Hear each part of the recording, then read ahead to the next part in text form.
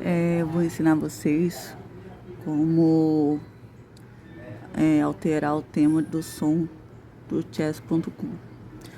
Vai mais tema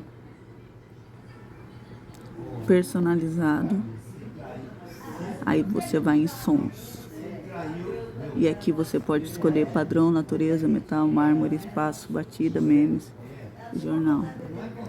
Bom, eu coloco padrão,